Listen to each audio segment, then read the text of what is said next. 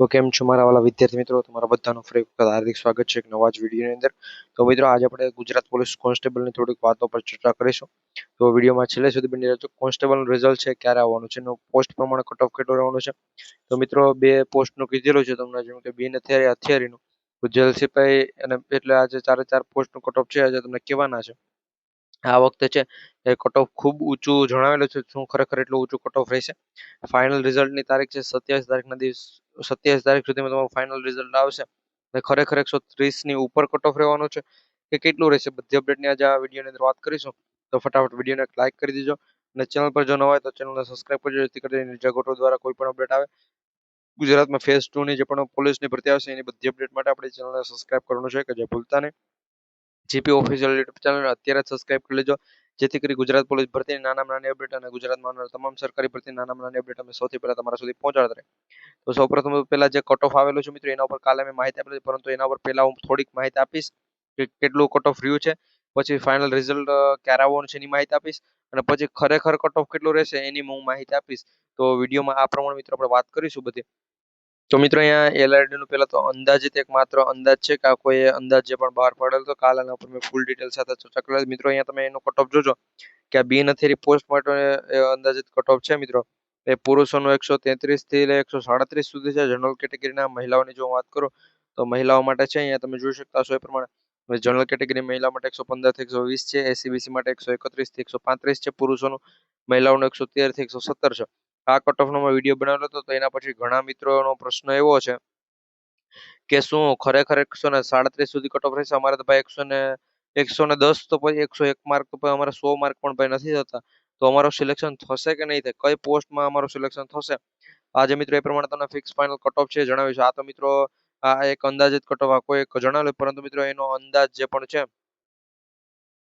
એ પણ મિત્રો ખૂબ ભયાનક કહી શકાય, કારણ કે 137 એટલે મિત્રો 140 માર્ક સુધી મિત્રો એટલા બધા માર્ક કોઈને પણ નથી આવેલા, અને આવેલા છે મિત્રો એને ખરેખર મહેનત કરેલા છે, કાયદેસર મહેનત કરેલી છે, બધાને એટલા માર્ક લાવ્યા છે. બાકી મિત્રો એમાં પ્રશ્ન ખોટા ને એ પ્રમાણે મિત્રો ઘણા મિત્રો એટલા માર્ક સુધી પહોંચી જ નથી. આ મિત્રો હતું આપણે બિન હથિયારી માટેનું મિત્રો અહીંયા આપેલું છે. હથિયારી માટે મિત્રો પુરુષોનું તમે જોઈ શકતા છો કેટલું કટ ઓફ છે.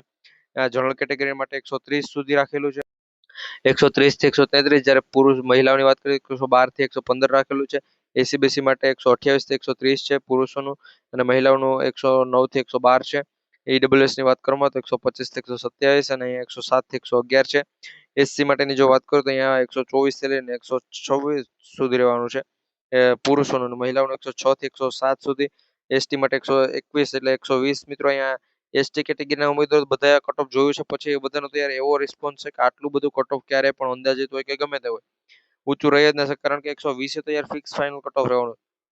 તો અત્યારે અમારો જે પણ અંદાજ હતો એ ફિક્સ ફાઇનલ કટ ઓફ ક્યાં સુધી રહેશે એની વાત કરીએ. પેલા ભાઈ તમારો જે પણ આજથી લગભગ જો 27 તારીખ હું વાત કરું તો 27 તારીખ પહેલા નિર્જા ગોટરોએ કીધું હતું ભાઈ એક અઠવાડિયા સુધીમાં તમારું રિઝલ્ટ આવશે. એક અઠવાડિયા પહેલા કીધું હતું, જેમ કે હું જણાવી દઉં તો 20 તારીખના દિવસે કીધેલું હોય અથવા 21 તારીખે. તો મિત્રો 27 તારીખના દિવસે 7 દિવસ થઈ જાય, એક અઠવાડિયું પૂરું થાય. મિત્રો 27 તારીખ પહેલા અમારો અંદાજ પ્રમાણે તમારું જે પણ મેરિટ લિસ્ટ છે આવી શકે છે.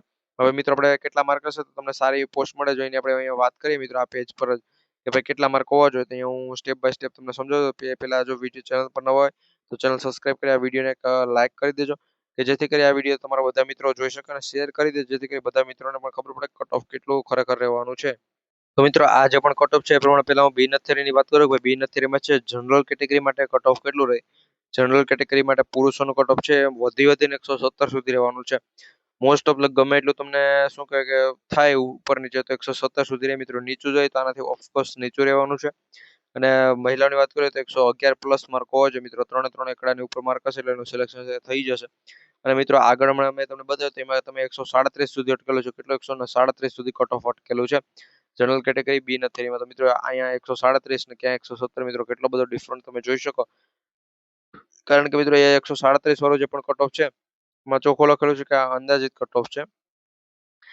અને મિત્રો આ જે પણ કટ ઓફ છે એ મિત્રો સચોટ કટ ઓફ કહી શકાય, કારણ કે ભાઈ આમાં અમે જેટલું પણ કટ ઓફ કહીએ છીએ તમને ભાઈ સચોટ જ હોય છે, એટલું જ મિત્રો 99% એટલું રહેતું હોય છે. બાકી મિત્રો આમાં તમે છે થોડા ઘણો ચેન્જીસ કરી શકો. હું મિત્રો તમને ફિક્સ નથી કહેતો કે ભાઈ 117 માર્ક હોય તો પણ સિલેક્શન થાય, કારણ કે 117 ની નીચે હોય તો પણ થઈ જાય છે. બાકી હું એમ કહું કે 170 હોય ને સિલેક્શન થાય ને ઘણાનું નથી થતું, તો પછી એમ કહેશે કે ભાઈ અમારું નથી થયો, તો થઈ જાય તો કંઈ વાંધો નથી. બાકી આનાથી નીચે હશે એનું પણ સિલેક્શન ઓલમોસ્ટ થવા પાત્ર હોય છે. એના પછી ઈડબ્લ્યુએસ કેટેગરીની આપણે વાત કરીએ કે ઈડબ્લ્યુએસ કેટેગરીમાં કેટલું રહેશે, તો ઈડબ્લ્યુએસ કેટેગરીમાં 113 રહેવાનું છે. પુરુષોનું મહિલાઓને 106 પ્લસ રહેવાનું છે. કેટલું? 106 પ્લસ. એના પછી આગળ વાત કરી કે ભાઈ આપણે ઓબીસી કેટેગરી માટે કેટલું રહેશે, તો ઓબીસી કેટેગરી માટે બિન અથિયારીનું પુરુષોનું 110 રહેશે અને મહિલાઓનું 106 માર્કથી લઈ 106 માર્કથી લઈ અને ઉપર રહેશે. ને જે પણ ઈડબ્લ્યુએસમાં 106 થી લઈને 110 સુધી રહેવાનું છે. 106 થી 110 સુધી મહિલાઓનું છે એ રહેવાનું છે. એના પછી ઓબીસી પછી આવશે એસસી કેટેગરી. એસસી કેટેગરીમાં છે 107 માર્ક રહેવાનું છે પુરુષોનું અને મહિલાઓનું 102 પ્લસ માર્ક રહેવાનું છે. 102 પ્લસ છે મિત્રો. એના પછી નેક્સ્ટ વાત કરીએ આપણે એસટી કેટેગરી. તો ભાઈ એસટી કેટેગરી માટે છે એ 104 માર્ક હોવા જોઈએ. એટલે 104 માર્ક હોવા જોઈએ પુરુષોને અને મહિલાઓને છે એ 97 98 ની નીચે હશે તો પણ એનું સિલેક્શન થવા પાત્ર બની શકે. અને મિત્રો જો હું વાત કરું તો મારે હથિયારી જેલસીપી એસઆરપીએફ નો કટ ઓફ જોતો તો ખાસ કરી ચેનલ સબસ્ક્રાઇબ કરી બેલ નોટિફિકેશન ઓન રાખજો. એનો વિડીયો પણ ટૂંક સમયમાં આવશે.